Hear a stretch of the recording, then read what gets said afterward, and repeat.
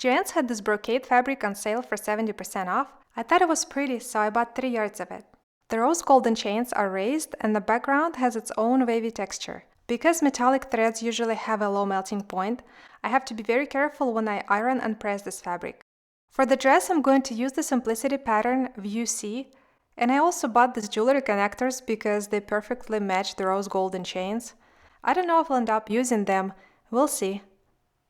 First, I'm making a mock-up for the corset. According to the envelope, I should cut between sizes 14 and 16, but I'm cutting size 12 because I usually size down with commercial patterns. The instructions stated that seam allowances for the corset should be just 1/4 of an inch, so I did that, and as you can see, it's too big. Then I sewed my seam allowances again, this time at 1/2 inch, and finally it fitted. I pinned the parts that needed to be adjusted, and now I'm making changes to the pattern and transferring the markings. This will come in handy the next time I decide to use this pattern. I didn't want to buy any fabric for the lining, so I'm just going to use this nude colored cotton from my stash. It will be reinforced with fusible interfacing to prevent it from stretching. I already finished cutting out the lining, and now I'm cutting the main fabric using my new tool. Don't worry about my table because it's covered with a huge 4x8 cutting mat. I haven't decided on the skirt yet, whether it's going to be a gathered skirt or a circle one. I'm kinda leaning towards the circle skirt more, just because of the fabric pattern. It doesn't have any specific direction, so it would be perfect for it. I didn't buy matching thread because I already had an excessive amount, and hopefully I can find something that matches my fabric. And now I'm attaching all the pieces to each other. This fabric is easy to work with, the only problem is that it frays a lot. That's something to worry about later when I'll be clipping and pressing it. This is what the bodice looks like, kinda reminds me of an accordion. Cotton lining was such a pleasure to work with, but I almost regret not applying interfacing to the seams of the main fabric because of the fraying problem I mentioned earlier. This actually went well. It took me about an hour to press all the seams, and I also decided to secure them with hand stitches just so they don't cause me any headaches later when I'll be inserting the boning. I decided to go with a circle skirt, which is just a big circle with a hole in the middle for the waist. Then I serged and sewed the side seams together, and now it's ready to become a part of the dress.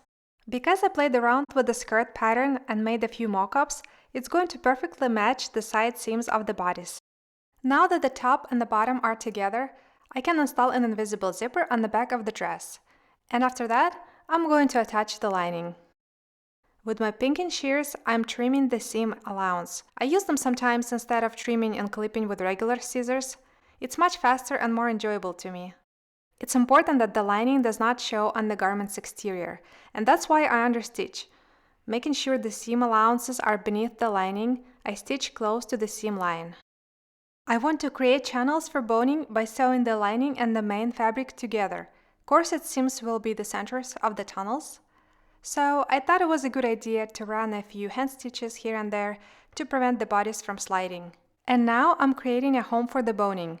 If you wonder what sewing machine I'm using, it's a Brother PS500. I bought it last year to replace my old Janome, and I hate this stupid machine. I do not recommend it. I cut out the boning, and now I'm going to cover the edges with some ribbon so they don't poke through the fabric. I've seen some professional seamstresses using masking tape instead, but I don't understand what happens to it when it's being washed. It is easier and much faster. Maybe next time I'll try that. Now I'm going to close the opening and finish the stitches. There was also another way of making this. I could just sew the boning to the lining instead of creating the channels, but I guess I was afraid of breaking a needle by sewing through the Ridgeline boning. I've been sewing for a while, but I'm fairly new to corsets and bustiers. I've only made a few so far, and there's a lot more to learn. The raw edge of the skirt will be finished with the facing. I have already understitched and pressed everything, so there's not much left to do. I need to finish the facing with the running stitch about 1.5 inches from the edge, and then I'm going to play with the corset decor. I was worried that the 2 packs of the perforated metal circles were not enough, so I got 3 more, and now I have a total of 80 pieces. One of them was defective, so 79. I didn't have a clear vision of where I wanted to put them, so I decided to pin them in different places and take pictures, then choose which design I liked the most.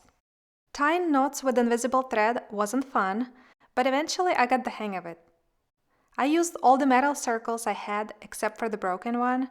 I thought it would take forever to sew them onto the dress, but surprisingly it didn't take that long, and I actually enjoyed the process very much. The design I originally chose was this one. It was perfect. Unfortunately, I didn't have enough metal circles to complete this, and there were none left at Joann's. Because I didn't want to wait, I wasn't interested in ordering them online either, so I had to change the design. This is the final look. I don't regret going with a different style, but I do think that the original one was the best. Thank you so much for watching this video, subscribe if you haven't already, and see you next time!